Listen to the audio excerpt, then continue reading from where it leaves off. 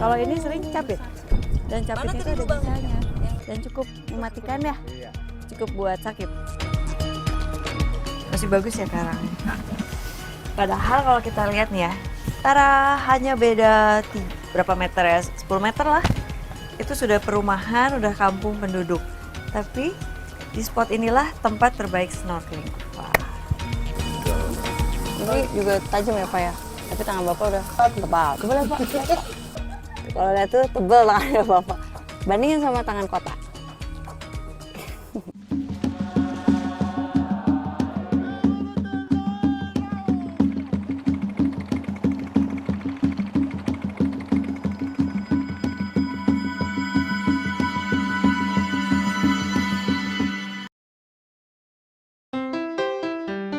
Dari Sabang sampai Merauke berjajar pulau-pulau, sambung menyambung menjadi satu, itulah Indonesia. Ya, inilah sebaik lagu yang mengingatkan kita betapa kayanya Indonesia dengan jajaran pulau yang dimilikinya. Dari sinilah terbukti keindahan alam Indonesia memang sudah tidak diragukan lagi. Dan salah satu keindahan yang memikat hati saya adalah Provinsi Gorontalo di Pulau Sulawesi.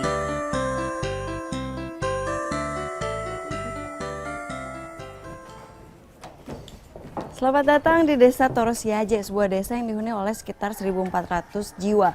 Dan mereka umumnya bekerja sebagai nelayan. Jadi sudah dapat dipastikan sehari-harinya tidak bisa lepas dari yang namanya laut. Kita lihat yuk.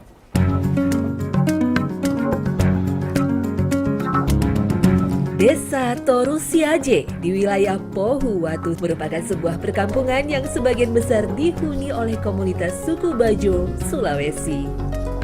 Tak heran suku ini akrab dengan perairan dan kerap disebut orang laut. Hal ini karena hampir seluruh aktivitas orang Bajo selalu berhubungan dengan laut, termasuk dalam usaha menyambung hidup dengan menjadi seorang nelayan.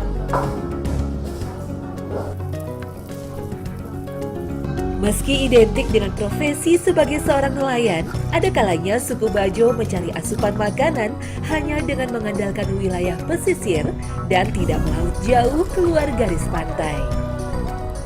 Kali ini hewan jenis krustasea yaitu udang menjadi target buruan kami di saat air sedang surut.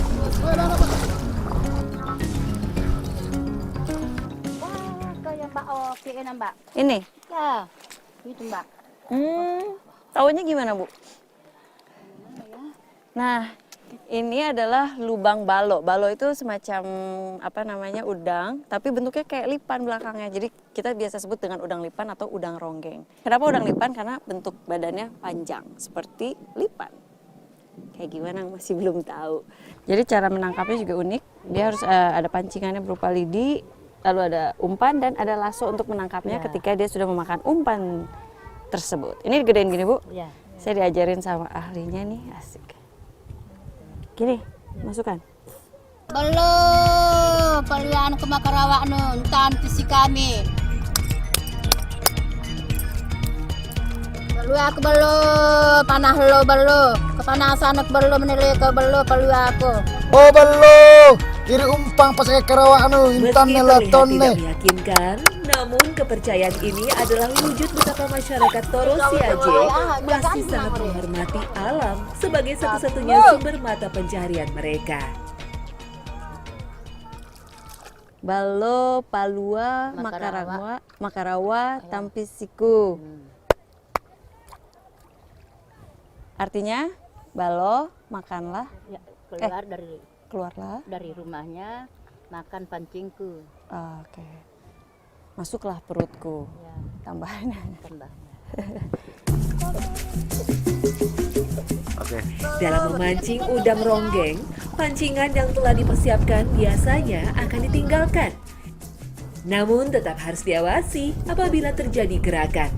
Gerakan ini menandakan udang ronggeng sudah mulai memakan umpan yang dipasang. Habitat dari udang jenis ini berada di perairan yang cenderung berkarang, hampir sama dengan udang dari jenis lain. Biasanya spesies ini aktif pada malam hari untuk mencari makan.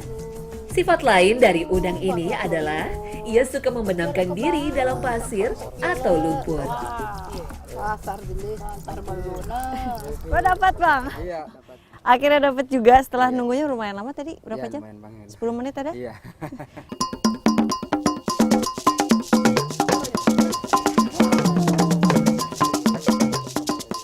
Ibu dapet, yeay. Memang bentuknya unik ya, warnanya. Kalau lagi diving, ada yang mirip dengan udang ini adalah mantis shrimp. Kalau dia sering nonjok. Kalau ini sering capit. Dan capitnya itu ada bisanya. Dan cukup mematikan ya, Iya. cukup buat sakit.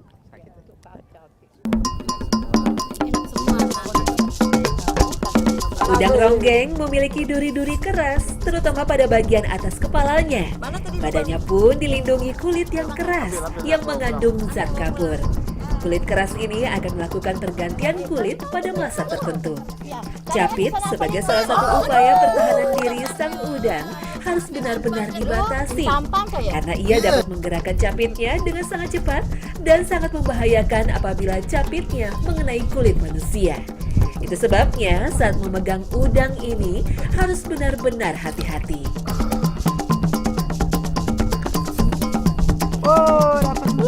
Dapat basah ban. Oke, sudah kita 4 saja ya. Ini karena carinya sudah setengah hari. Cuma dapat 4. Jadi mungkin kenapa ibu-ibu sama bapak-bapak jarang cari balo ya? Karena waktunya lama sekali. Mendingan cari yang produktif kayak ikan gitu ya. Kayak Pantas Insang lah. ini anak-anak doang ya. ya.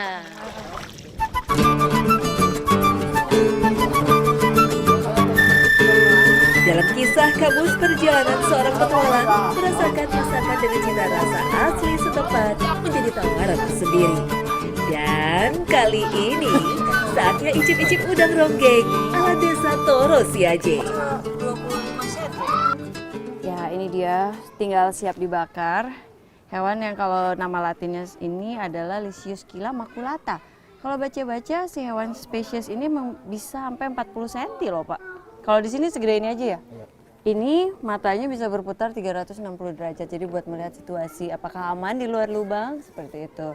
Bisa muter-muter Pak. Tapi betul ya Pak ya? Oh. Udang mantis memang memiliki penglihatan yang super. Apabila manusia mempunyai 3 kerucut sel mata yaitu biru, merah, dan hijau, udang mantis mempunyai 16 buah kerucut sel yang tertanam di dalam matanya. Tak hanya memiliki keistimewaan kemampuan fisik, seekor udang mantis ini juga memiliki keistimewaan rasa yang begitu menggiurkan. Daging udang ronggeng memiliki kandungan gizi dan protein yang sangat tinggi.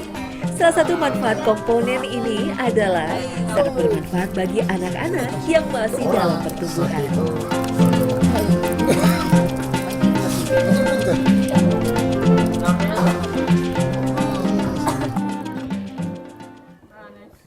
Dapat kenarian nih. Enak banget. Ini nggak pakai bumbu apa-apa tadi bener ya? Enggak. Nggak ada. Asli manis, manis terus asinnya pas. Ada asinnya. Lebih enak dari lobster. Lebih enak dari lobster, beneran. Ada yang udah kenyang belum? Sudah.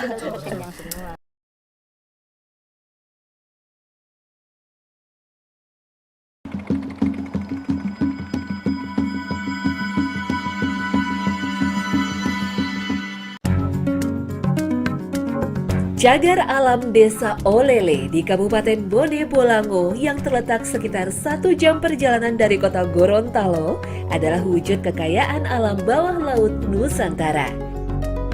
Berada di daerah Teluk Tomini, Taman Laut Olele populer dengan potensinya yang masih alami dengan ciri khas tersendiri yang membuatnya unik dibandingkan taman laut lain. Hal inilah yang membuat saya semakin penasaran untuk melihat langsung seperti apa Taman Laut Desa Olele. Masih bagus ya karangnya. Padahal kalau kita lihat nih ya, antara hanya beda berapa meter ya, 10 meter lah. Itu sudah perumahan, udah kampung penduduk. Tapi Di spot inilah tempat terbaik snorkeling. Wah. Itu orang-orang di sini sangat ramah terhadap terumbu karang. Iya. Dia nggak ngerusak, nggak ngebom, nggak sianida, nggak potas. Ya. Karena prinsip mereka kalau misalnya tidak ada karang, tidak ada ikan. Itu yang paling betul. Ya, jadi mereka menangkap ikan dengan cara yang sopan, dengan tradisional. Tidak menggunakan bom. Kalau misalnya menggunakan bom, cuma sekali ambil. Inilah perahu katamaran. Perahu ini biasa digunakan untuk membawa para wisatawan yang datang ke Desa Olele untuk melihat langsung alam bawah laut. Keberadaan perahu katamaran ini sebenarnya hanyalah salah satu hal yang membantu perekonomian warga Olele menjadi lebih baik. Nih, ini salah satu, nanti kita lihat sebentar lagi dengan menggunakan biskuit yang sudah dihancurkan ini. Salah satu bukti pariwisata di sini sudah berjalan. Nih, lihat. Cus. Itu dia. Ayo datang.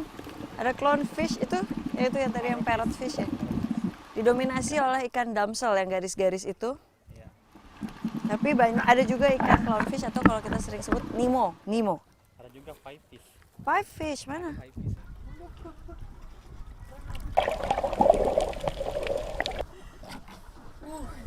Yuk kita sekarang langsung nyebur aja biar satu dimensi bersama si ikan-ikan ini. Pelan-pelan.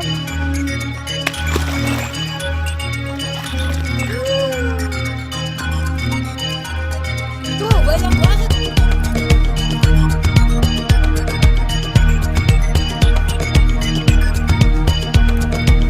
Dan inilah alam bawah laut Desa Olele. Ikan-ikan di sini tampak tidak asing lagi dengan kehadiran manusia. Ikan yang mendominasi adalah damselfish. Jenis ikan ini merupakan ikan karang yang hidup di dekat wilayah permukaan laut. Damselfish terkenal sebagai ikan yang senang berkebun. Hal ini karena perilakunya yang memangkas jenis alga tertentu dan hanya membiarkan alga merah Polysiponia untuk tumbuh.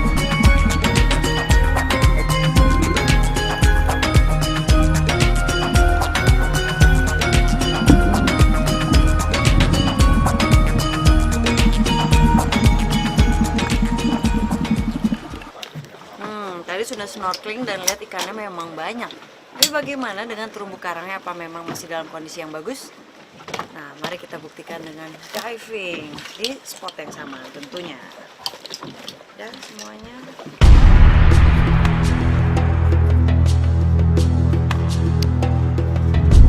Lokasi dive kali ini bernama cukup unik, yaitu Simpang Siur Spot. Disebut simpang siur karena terkadang kita harus mengikuti arus, terkadang kita harus melawan arus saat diving. Dan simpang siur dive spot benar-benar membuktikan kecantikan alam bawah laut Desa Olele.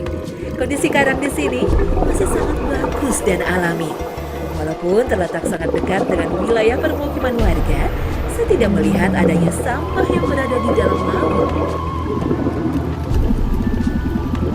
Penyelaman kali ini memberikan saya kejutan lain. Di sini, saya dapat menemukan spons Salvador Dali yang berbentuk seperti bunga. Jenis spons unik yang hanya terdapat di Gorontalo, Indonesia. Cantik dan benar-benar luar biasa.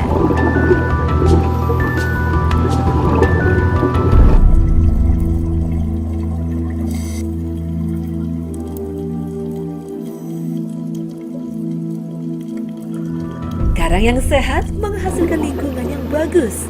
Dan disinilah saya menemukan udang jenis Coleman Coral Shrimp, Cuttlefish atau sotong, Nudibranch, dan Poisonous Rockfish.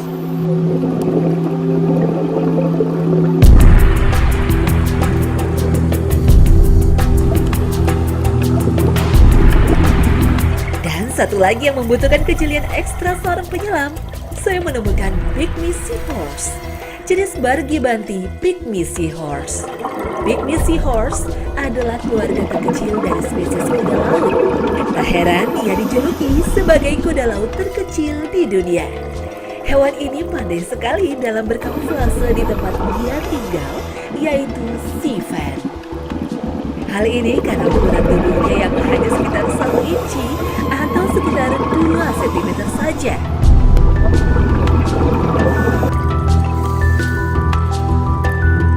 Pemandangan Taman Bawah Laut Desa Olele benar-benar luar biasa. Tak heran wilayah ini menyimpan potensi bahari dan menjadi surga tersembunyi dari sisi lain Sulawesi. Kesadaran warga desa Olele untuk menjaga alam bawah laut hadir dari pentingnya laut sebagai penunjang kehidupan manusia. Tak hanya menghasilkan sumber makanan, terumbu karang yang sehat nyatanya juga menghasilkan oksigen bersih yang menjadi kebutuhan manusia untuk bernafas.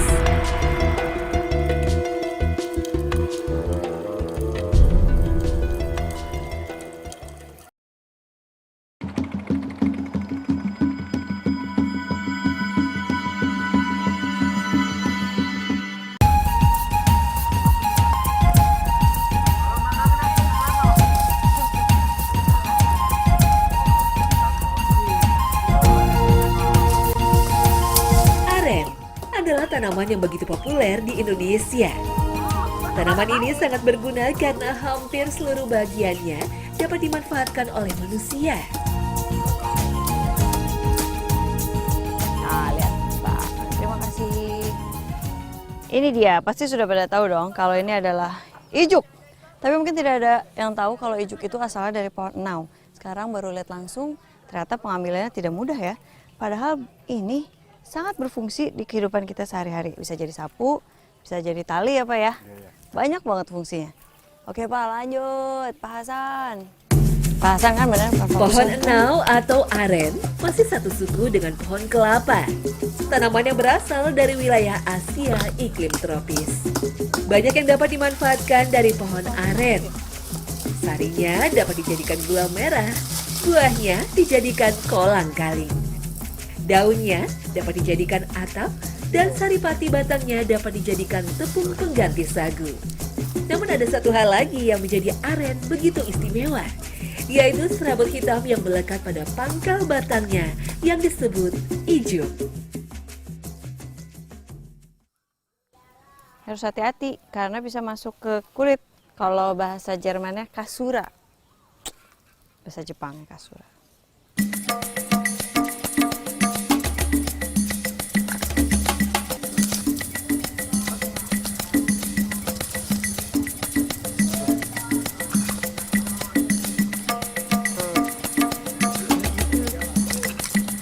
Setelah cukup, kini ijuk siap untuk langsung diolah.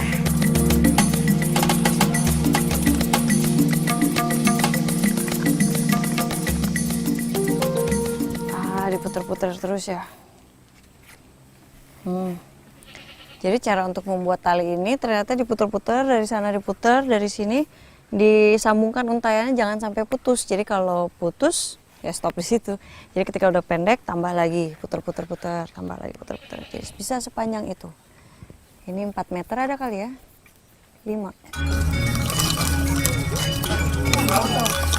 Seiring berkembangnya zaman dan masuknya tali sintetis, penggunaan tali ijuk semakin jarang dimanfaatkan. Meski demikian, para pengrajin di desa ini masih terus setia membuat tali alami ini. Jadi sangkutin di ujungnya terus puter-puter. Boleh coba nggak Pak Hasan? Kayaknya nggak susah ya, cuma puter-puter dong. Kalau kita lihat juga, unik banget. Ini ya kayu. Lalu kayu juga, tutup botol, paralon, beres. Terus puter-puter aja. Puter-puter aja. Kok puter-puter aja? Pak kok gini? Nah, wah ini harus dapat momentumnya nih. Kenapa gitu? Kenapa gitu? Ini kenapa? Coba. Ini kelihatannya gampang, tapi pas saya coba itu kalau udah dapat momentumnya harus terus. Tapi ketika kita kehilangan momen itu buyar. Ternyata tidak mudah. Tuh kan, coba juga kan. Nah kalau memilin ini juga ada tekniknya, ada skillnya. Jadi tidak boleh terlalu tipis, karena kalau terlalu tipis ya pasti akan cepet apa? Potong. Tapi kalau terlalu tebal rugi ya Pak? Rugi. Karena kita kan dihitungnya panjangnya. Jadi kalau terlalu tebal nggak bagus juga. Tapi lebih kuat ya Pak. Ini juga tajam ya Pak ya. Tapi tangan Bapak udah tebal. Coba lihat Pak. High five. Ini Pak kayak mutos. Di sini Pak. Nah. Tuh, kalau lihat tuh tebal tangannya Bapak. Bandingin sama tangan kotak. Super. Sayangnya, belum semua daerah di Indonesia memanfaatkan ijuk. Masih banyak ijuk yang hanya dibiarkan dan dibakar oleh para petani. Nyatanya, ijuk merupakan salah satu serat alami terbaik dan terkuat yang dimiliki oleh Indonesia yang memiliki nilai ekonomi bagi masyarakat. Oh kuat banget bener. Coba Pak. Sotoy banget. Gak usah ditarik sama bapaknya ya lah. Ini kuat banget ya. Dan tapi memang terbukti secara sejarah karena di peninggalan. Oh boleh Pak, boleh diturunin Pak. Dan ini terbukti memang kuat banget karena di sebuah situs di Jawa Timur itu ditemukan peninggalan dari abad ke-8. Dan itu peninggalannya salah satunya adalah tali ijuk. Dan dalam kondisi yang masih bagus. Luar biasa ya. Jadi si ijuk yang dihasilkan oleh Arenga pinnata ini, nama latinnya, itu memang terkenal memiliki kelebihan. Salah satunya adalah katanya nih ya, berdasarkan penelitian bisa memfilter radiasi nuklir. Luar biasa banget. Dan yang kedua adalah kadang-kadang kalau di rumah untuk di lapisan paling bawah, kayunya dilapisi dulu dengan ijuk. Agar si rayap itu tidak bisa memakan kayu tersebut. Karena ijuk memang tidak bisa dicerna oleh perut rayap.